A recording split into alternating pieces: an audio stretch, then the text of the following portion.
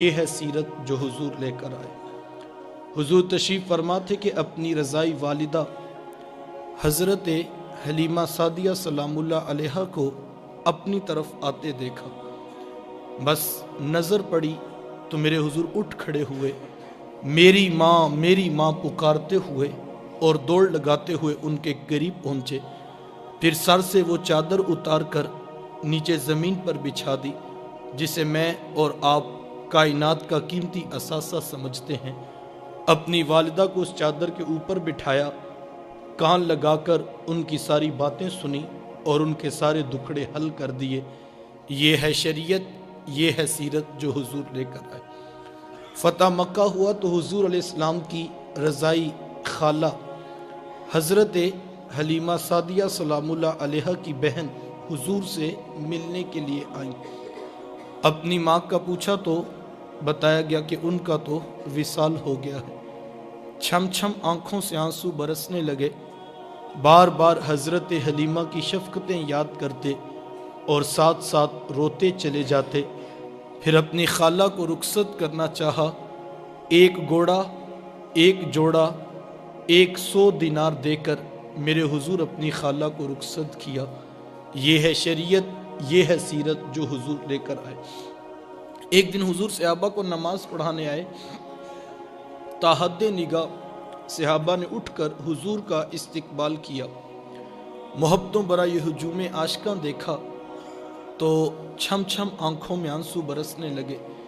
ایک ٹھنڈی آہ بری اور کیا فرمایا، لو ادرکت والدیہ او احدہما، کاش آج میرے ماں باپ بھی زندہ ہوتے یا ان میں سے کوئی ایک ہی زندہ ہوتا، پھر میں لوگوں کو نماز عشاء پڑھا رہا ہوتا، اس میں سورہ فاتحہ کی تلاوت کر رہا ہوتا، پھر میری ماں کو میرے ساتھ کوئی کام یاد آ جاتا، وہ دروازے پہ آتی، چلمن سرکاتی، اپنے میٹھے اور پیار بھرے لہجے میں فرماتی، ابنی محمد، میرے بیٹے محمد میری بات تو سنو۔ کہا لوگوں نماز کا مصلی چھوڑ کر پہلے ماں کی بات کو سن لیتا۔ زمانے کو عملی طور پہ بتایا کہ ماں باپ کتنے معتبر ہوتے، ماں باپ کیا ہوتے ہیں، یہ زمانے کو میرے حضور نے بتلایا۔ حضور تشریف فرماتے، صحابہ بیٹھے تھے، ایک نوجوان حاضر خدمت ہوا، آ کر عرض کرتا ہے، حضور میں جہاد پہ جانا چاہتا ہوں۔ میرے آقا پوچھتے ہیں، احی والداکا، کیا تیرے ماں باپ زندہ ہیں؟ قال نعم، جی حضور زندہ ہے۔ قال ففیہما فجاہد، فرمایا جاؤ ان کی خدمت کرو، یہ تمہارا جہاد ہے۔ ماں تڑپ رہی ہو، بیٹا جہادی تنظیم کے ساتھ جہاد کرتا پھرے، اللہ کی قسم عرش کا رحمان ناراض۔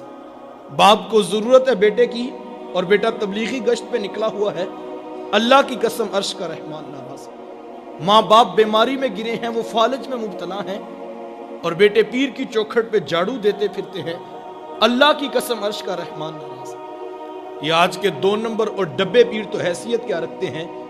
اگر کوئی شخص ماں باپ کو تڑپتا چھوڑ کر حضور غوث اعظم رضی اللہ تعالیٰ عنہ سے بھی فیض لینا چاہے تو اسے کچھ نہیں مل سکتا۔ پہلی مرشد تو ماں ہے، سب سے بڑا پیر تو تیرے گھر تیرا باپ بیٹھا ہے، ان کی خدمت کر، یہ تیرے لیے جہاد جیسا افضل عمل ہے۔ اور یہ میں نہیں کہہ رہا، یہ اللہ کے رسول فرما رہے۔ لیکن آج ہم معاشرے کا محاسبہ تو کریں، کوئی تحریک کے پیچھے بھاگ رہا ہے، کوئی تنظیم کے پیچھے بھاگ رہا ہے، کوئی انقلاب میں حصہ ڈالنے جا رہا ہے، کوئی پیر کی چوکھٹ مل کے بیٹھا ہے، کوئی دوستوں کی ٹولیوں کو آباد کرنا زندگی کا مشن سمجھتا ہے۔ اگر تو ماں باپ اجازت دیتے ہیں، دیگر بھائی ان کی خدمت کے لیے موجود ہیں تو یہ ایک الگ بات ہے، ورنہ ماں باپ کو تڑپتا چھوڑ جائے اور یہ خیال کرتا پھرے کہ میرے لیڈر سے مجھے کچھ ملے گا، تو کسی چوکھٹ سے کچھ نہیں ملے گا۔ یار یہ کیسا ستم ہے کہ صبح کے وقت 60 سال کا بوڑھا باپ جوان بیٹے کی منت کرتا ہے اور کہتا ہے بیٹا آج دکان پہ رش زیادہ ہے، گاہکوں کی بھی بھیڑ ہے اور میری طبیعت کچھ ناساز ہے، تو تم ذرا دکان پر کچھ وقت زیادہ دینا۔ تو نوجوان آگے سے کیا کہتا ہے، کوئی جیتا ہے تو جیے، کوئی مرتا ہے تو مرے، میں نے پیر کے دربار پہ ضرور جانا ہے۔ یہ دین کس نے سکھایا ہے؟ یہ اللہ کے رسول کی تعلیمات تو نہیں۔ یار حضور علیہ السلام نے تو یہاں تک ارشاد فرما دیا کہ میں نماز کا مصلی چھوڑ کر پہلے ماں کی بات کو سن لیتا. اللہ اکبر. اس سارے مضمون کو 2 جملوں کے اندر سمو کے رکھ دیا اور ارشاد فرمایا رضا اللہ فی رضا الوالد و سخط اللہ فی سخط الوالد. فرمایا جس کا باپ راضی ہے میں محمد ضمانت دیتا ہوں اس کا عرش کا رحمان بھی راضی ہے, اور جس کا باپ ناراض ہے اس کا عرش کا رحمان بھی ناراض ہے. کائنات کی قیمتی شے جنت تھی, کھینچ کر کے ماں کے قدموں تلے بچھا دی. ایک ایک رشتے کا تقدس معاشرے کو میرے حضور نے سکھلایا. آپ تاریخ عرب اٹھائیں, قرآن مجید کے اندر موجود ہے جب کسی شخص کے ہاں بیٹی پیدا ہوتی تو شرم سے اس کا منہ کالا ہو جاتا. عزت اور آبرو بچانے کا ایک ہی راستہ ہوتا کہ وہ ماں کی ممتا بری گود سے پھول جیسی بیٹی کو چھینتا, گڑا کھود کر دھکا دے کر اوپر سے مٹی انڈیل کر جو ہے وہ فخر کرتا کہ میں گھر میں سانپ پیدا ہوا تھا تو اس کو آج میں نے دفن کر دی. اس کی چیخیں, اس کی سسکیاں, اس کی آہیں باپ کے دل پر گداز نہ پیدا کر سکتی. اگر کسی کے ہاتھوں میں اتنی سکت تھی تو وہ اس قابل تھا کہ معاشرے میں سر اٹھا کے جی سکے. یہ وہ عرب معاشرہ ہے جسے قرآن مجید فرقان حمید نے بیان کی. جب بیٹیوں کو زندہ درگور کیا جا رہا تھا, بہنوں کو ذبح کیا جا رہا تھا, اس دور میں میرے حضور کلمہ حق بلند کیا اور حضور میں بیٹیوں کو ذبح کرنے والوں سن لو, فاطمہ تو بدعۃ منی, میری فاطمہ تو میرے جگر کا ٹکڑا ہے. یہ کلمہ محبت بھی ہے اور یہ کلمہ جہاد بھی ہے. آج میں اور آپ اپنی بہن یا بیٹی کے لیے کوئی پیار بری بات ہے تو یہ بہت بڑی بات نہیں ہے کہ اس معاشرے میں بیٹی کی عزت ہے, بہن کا وقار ہے. یوں ہی تو نہیں بوڑھا باپ جھکی ہوئی کمر پر بوریاں لاد لاد کے مزدوری کر رہا ہے کہ میں نے اپنی بہن کے, اپنی بیٹی کے ہاتھ پیلے کرنے. جوان سال بائی فیکٹری میں اوور ٹائم لگا رہا ہے, یونیورسٹی کے بعد 3 ٹیوشنیں پڑھا رہا ہے, جہیز کی ایک ایک چیز خرید کر وقت نکال کر اس کو اہم ذمہ داری سمجھ رہا ہے. یار یہ باپ تو ذبح کرتا تھا, یہ بھائی تو زندہ درگور کرتا تھا, ان کے سینے میں اتنا پیار کس نے بھر دیا؟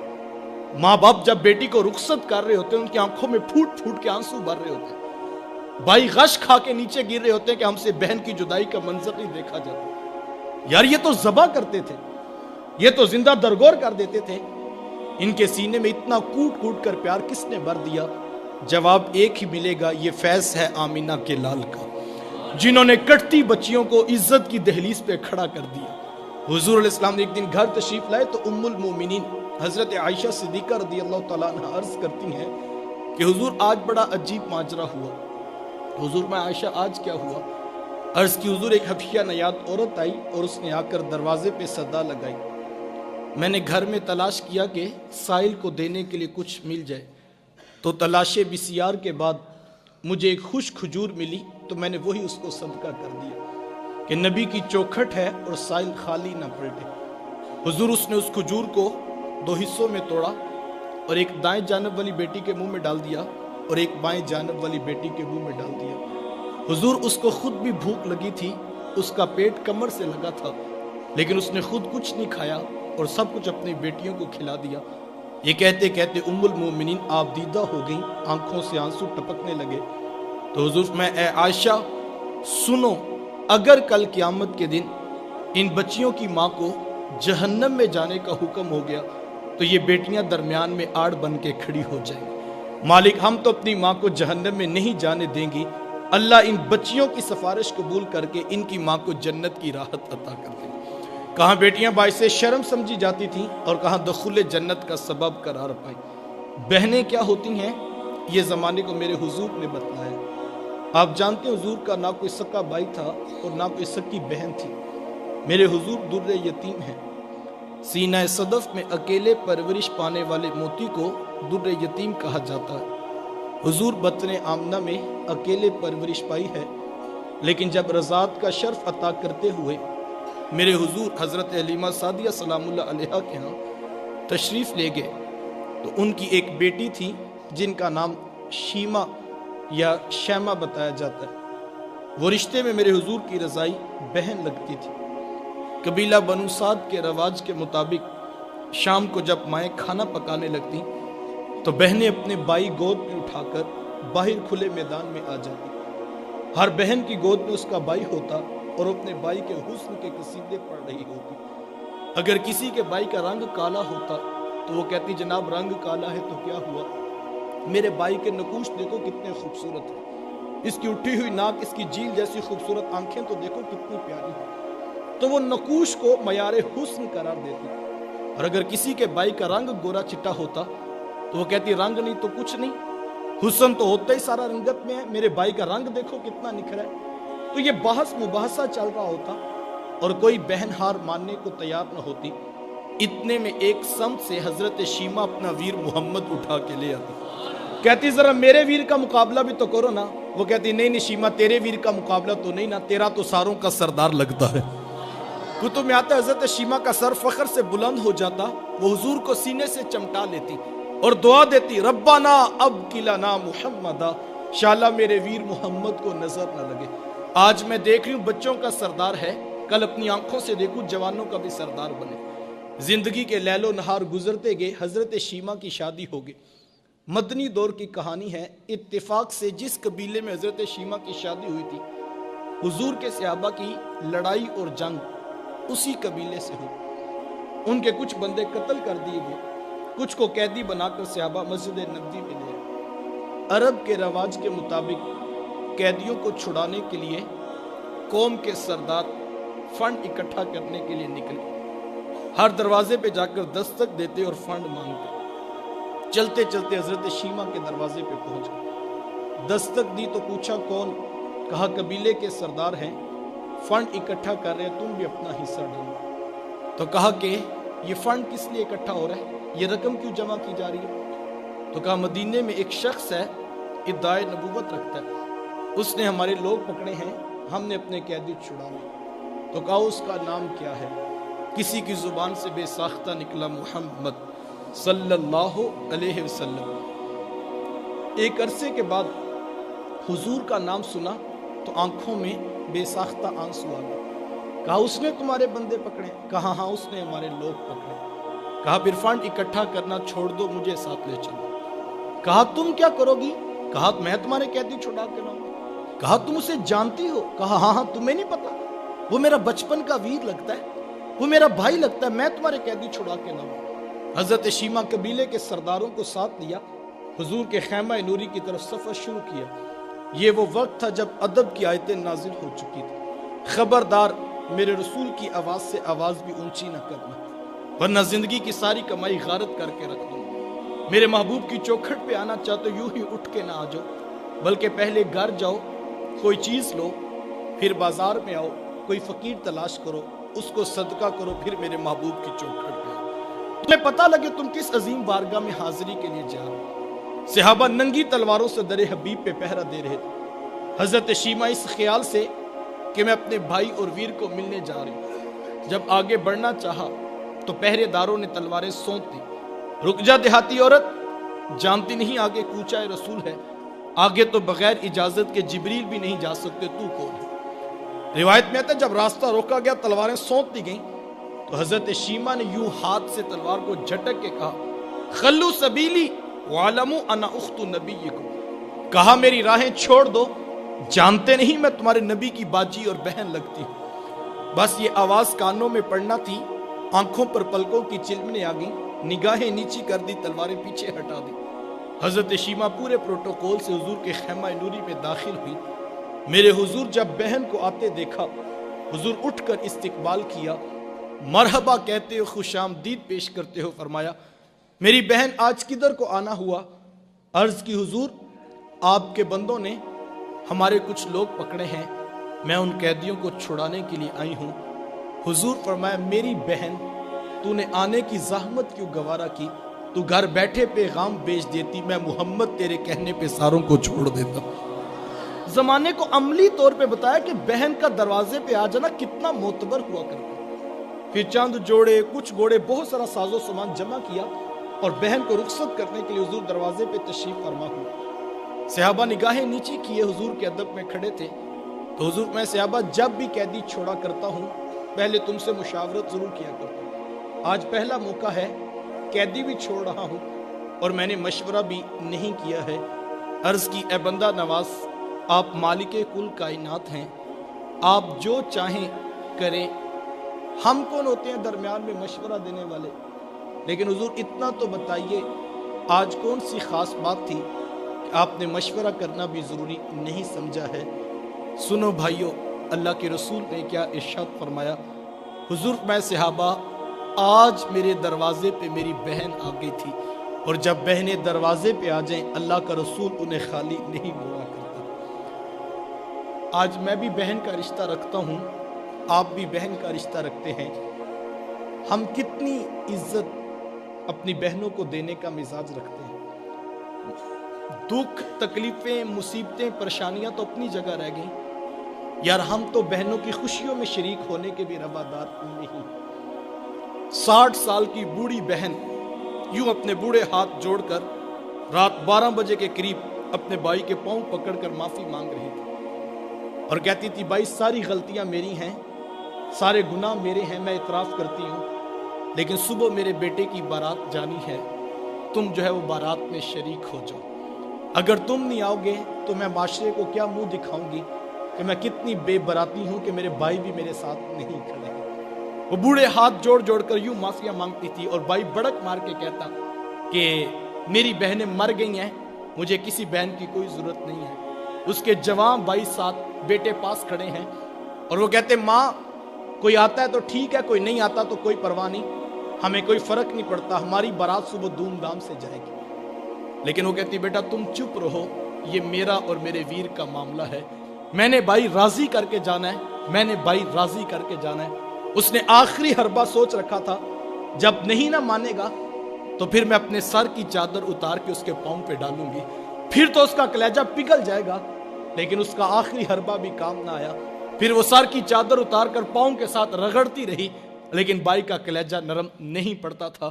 پھر کتنے بوجھل قدموں سے اس نے بھائی کی دہلیز کو چھوڑا، یہ وہ بہن ہی جانتی ہوگی۔ آج ہم خوشیوں میں شریک ہونے کے بھی روادار نہیں رہے۔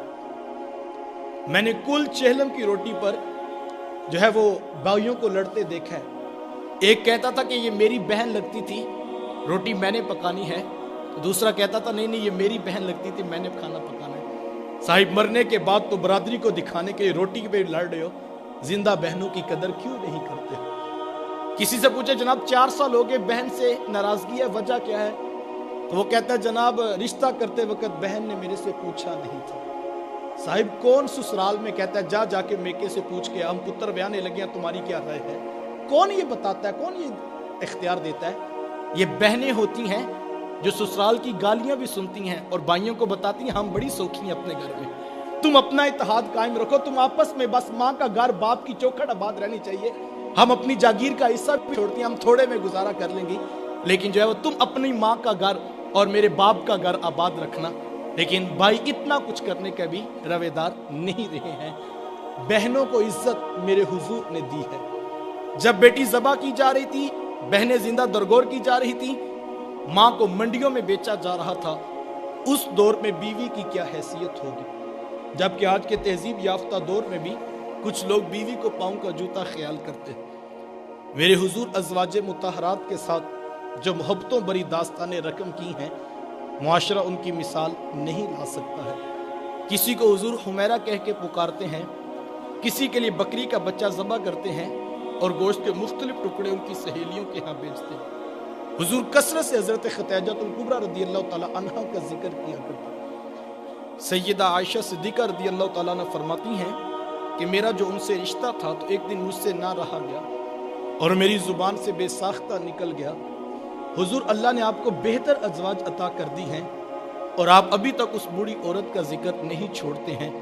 پھر حضور کے چہرے پہ جلال آ گیا اور حضور میں اے عائشہ مجھے خدیجہ کے بارے تکلیف نہ دو، جب پورے مکے نے میرا انکار کیا تھا ایک خدیجہ تھی جس نے میرا اقرار کیا تھا، میں اسے کیسے بھول سکتا ہوں؟ جب زمانہ میری مخالفت کرتا تھا، معاشرہ میرے خلاف کھڑا تھا، لیکن ایک خدیجہ تھی جو میری محبت کا دم بھرا کرتی تھی، ماتے پھر میں نے ہمیشہ محبتوں کا اظہار کیا۔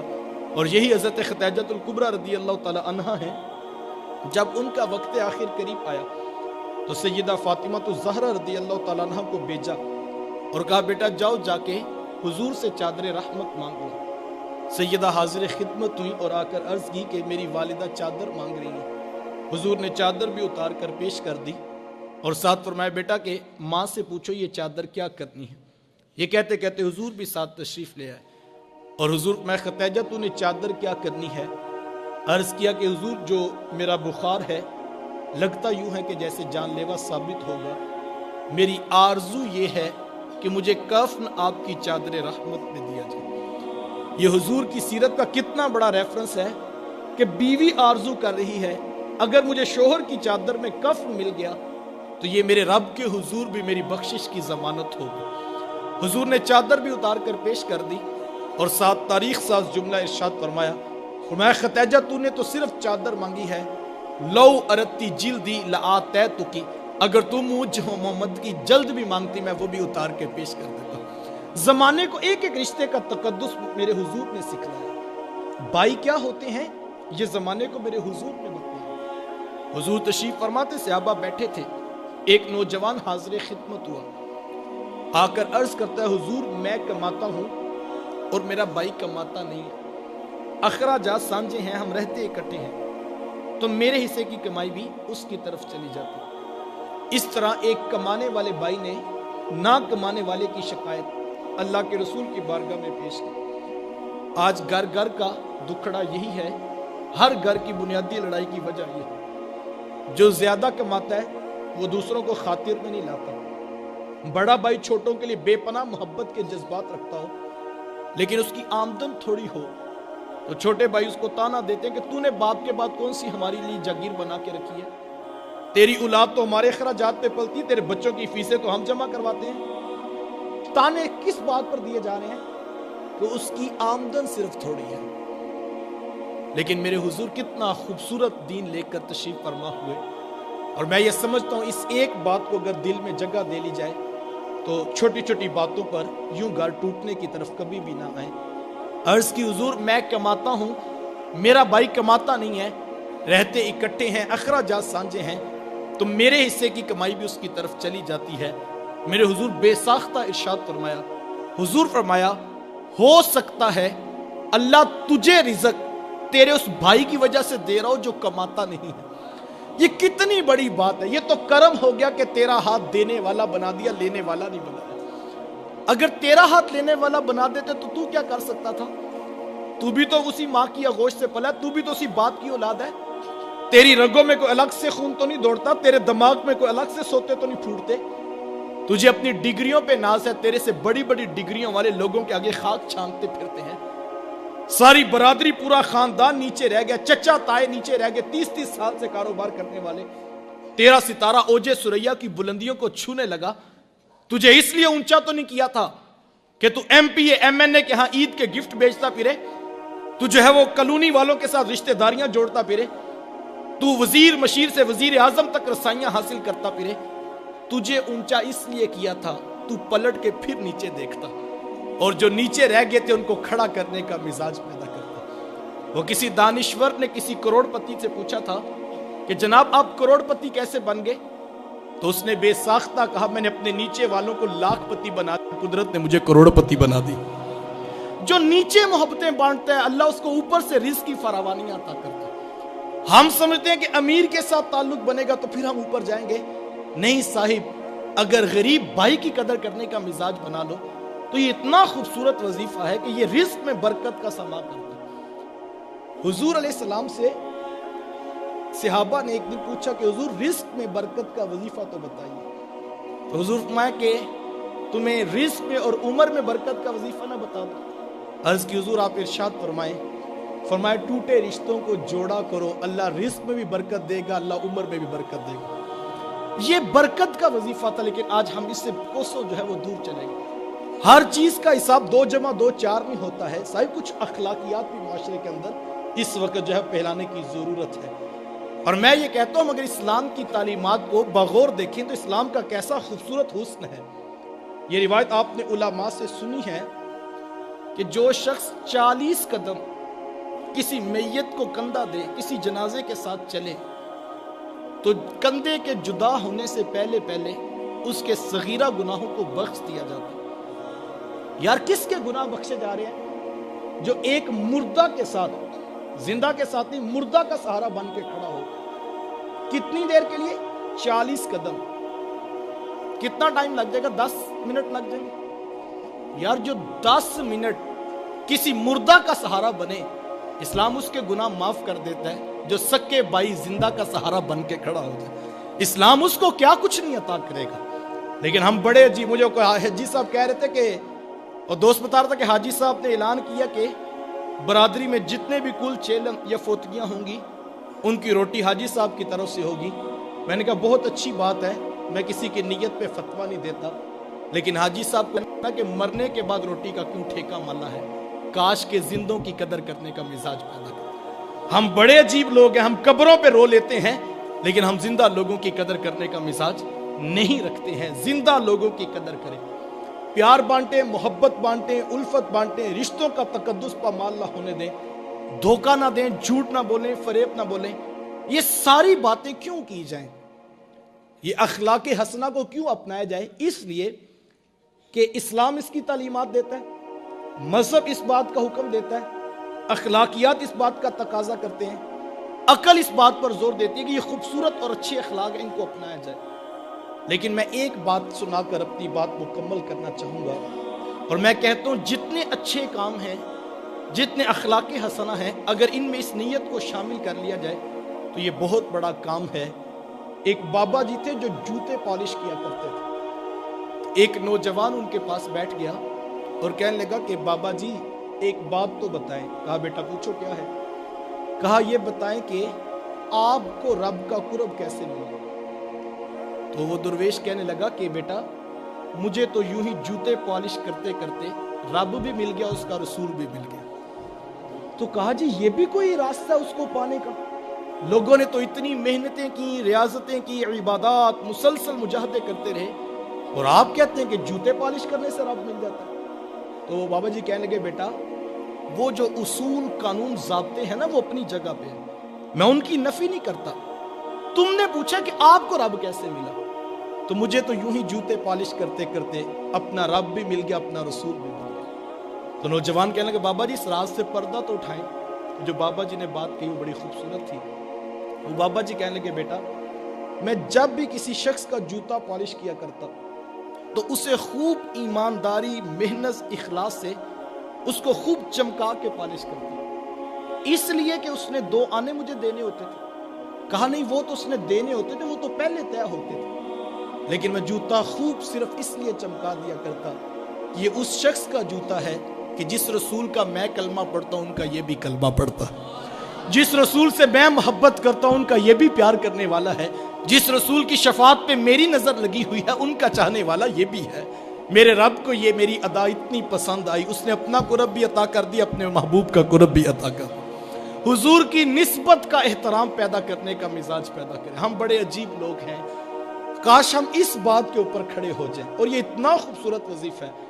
میں سمجھتا ہوں یہ 1000 لوگ بیٹھے ہیں، ہم سب نے صبح اٹھ کر اپنی دکانوں پہ بیٹھنا ہے. کوئی ڈاکٹر ہے، کوئی انجینئر ہے، کوئی ٹیلر ہے، کوئی ٹائر کو پنکچر لگانے والا. معاشرے کا ہم حصہ ہیں. میں کہتا ہوں اگر ہم یہ عہد کر لیں کہ جو ہماری دکان پہ صبح آ رہا ہے وہ کوئی پرایا نہیں، اس کے ہاتھوں میں بھی ان کا دامن ہے جن کی شفاعت پہ ہماری نگاہ لگی. اس کو دھوکہ نہ دو، اس کو جھوٹ نہ بولو، اس کو فریب نہ کرو، اسے پیار دو، محبت دو، الفت بانٹو، اس کے لیے آسانی کا راستہ کھولو. یہ اتنا خوبصورت وظیفہ ہے، یہ اتنا پیارا وظیفہ ہے کہ اس وظیفے کی اتنی برکت ہے، اتنی برکت ہے. اس کو ایک مرتبہ کر کے تو دیکھیں. میں کسی دکان پہ جاتا ہوں، ابھی موبائل دیکھ رہا تھا کہ اس شخص نے میرے موبائل پر حضرت کی فوٹو دیکھ لی. تو کہنے لگا جناب آپ ان کو جانتے ہیں؟ تو میں نے بھی فخر سے کہا جناب یہ میرے شیخ ہیں، میرے استاد ہیں. تو کہنے لگا جناب تشریف رکھیں نا، چائے پیجئے، باقی باتیں بعد میں ہوں. مجھے عزت دینے لگا، ریٹ نیچے آنے لگا. وہ جو بحث کر رہا تھا ایک دم اس کا لہجہ بدل گیا. کہنے لگا جناب ہم بھی ان کو سنتے ہیں، تو بڑا خوبصورت بیان کرتے ہیں. یار یہ عزت کس بات کو دی جا رہی ہے کہ جن کا خطاب میں سنتا ہوں ان کا خطاب یہ بھی سنتا ہے. کوئی آ جائے جناب آپ کس سلسلے سے بیعت ہے؟ میں جناب نقشبندی ہوں. بڑی اچھی بات ہے جناب، ہم بھی وہاں پر بیعت ہیں، ہم گولڈا شریف بیعت ہیں، ہم سیال شریف بیعت ہیں. یہ ساری نسبتیں بہت اچھی، یہ بڑی خوبصورت، بڑی بابرکت ہے.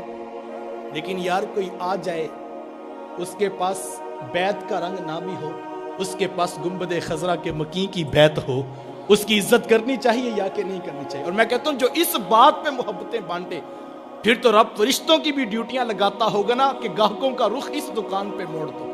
یہاں پر گاہکی نہیں دیکھی جاتی, یہاں محمد کی نسبت دیکھی جاتی ہے, یہاں میرے رسول کی امت کو پیار دیا جاتا ہے. اور اگر کوئی شخص سرے بازار کھڑا ہے, وہ ایک بزرگ تھے, وہ فرمایا کرتے تھے کہ بیٹا کام بڑے نہیں ہوتے, کاموں کی نیتیں بڑی ہوتی ہیں. ہم سمجھتے ہیں کہ اوپر سے بڑا انقلاب گرے گا تو پھر ہم کام کریں گے. یار کام جس شعبے کا بھی کرتے ہو ساتھ میں نسبت رسول کی شامل کر لو. تو ایک سرے بازار شخص جو ہے سائیکل کے اوپر چھابڑی رکھ کر جو ہے وہ فروٹ بیچ رہا ہے, تو کوئی آ کر اس سے 1 کلو کے پیسے دیتا ہے, تو پوری تسلی کر کے ایک دانہ جو ہے وہ اچھا ڈال کے دیتا ہے. اور کوئی داغی اگر ہاتھ میں آتا ہے تو اس کو پیچھے کر لیتا ہے. کیوں؟ کہ اس نے قیمت مجھے پوری دینی ہے. نہیں, وہ تو حق بنتا ہے جو قیمت پوری دے رہا ہے اسے سودا پورا دیا جائے. لیکن وہ کہتا ہے اس لیے کہ جن کا میلاد میں مناتا ہوں یہ ان کے امتیوں نے کھانا ہے. تو پھر دیکھیں کام کتنا خوبصورت ہو جائے گا. یہ اتنا بڑا وظیفہ, اس پہ کھڑے ہونے کا مزاج پیدا کریں. حضور کی نسبت, وہ کیا میرے شیخ پڑھا کرتے ہیں, آپ فرماتے ہیں محمد کی وساطت سے یہ محبت تیری میری ہے. محمد کی وساطت سے یہ محبت تیری میری ہے. محبت اصل ان کی ہے, نہ تیری ہے نہ میری ہے. ہزاروں قومیں وجود میں آئیں دہر میں خشک و تر کے رشتے سے. ہزاروں قومیں وجود میں آئیں دہر میں خشک و تر کے رشتے سے. ہم نے بنیاد دوستی رکھی یاد خیر البشر کے رشتے سے. حضور کی محبت کا احترام کرنے کا, حضور کی نسبت کا احترام کرنے کا. کل اگر حضور نے حشر کے میدان میں پوچھ لیا میرا امتی تیرے دکان پہ کھڑا تھا اور اس نے تجھے بتایا بھی تھا کہ میں حضور کا ماننے والا ہوں, آپ کی دکان دیکھ کر آیا ہوں. کوئی گزر رہا تھا نا تو وہ بازار سے ہماری دکان پہ آ گیا.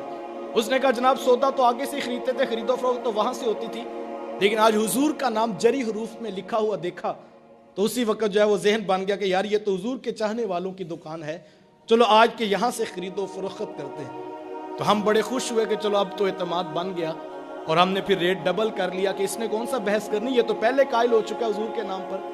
تو پھر اگر حضور نے پوچھ لیا میرا امتی تیری دکان پہ آیا تھا, تو نے میرے امتی کو بھی معاف نہیں کیا تھا, تو نے میرے امتی کو دھوکہ دے دیا. تو حضور کی امت, میرے شیخ فرمایا کرتے اگر میں آپ کے بچوں سے پیار کروں تو آپ کو اچھا لگوں گا نا, آپ میرے بچوں سے پیار کریں تو مجھے اچھے لگیں گے نا. تو جو حضور کی غریب امت سے پیار کرے گا وہ اللہ کے رسول کو کتنا اچھا لگے گا. آؤ صاحبو پیار بانٹو, محبت بانٹو, الفت بانٹو. میں نہیں یہ کہتا کہ آپ ہزاروں پھول جو راستے میں بکھیر دیں, آپ پھول نہیں بکھیر سکتے تو کم از کم کانٹے بچھانے کا مزاج تو چھوڑ دیجئے. آپ پھول نہیں بکھیر سکتے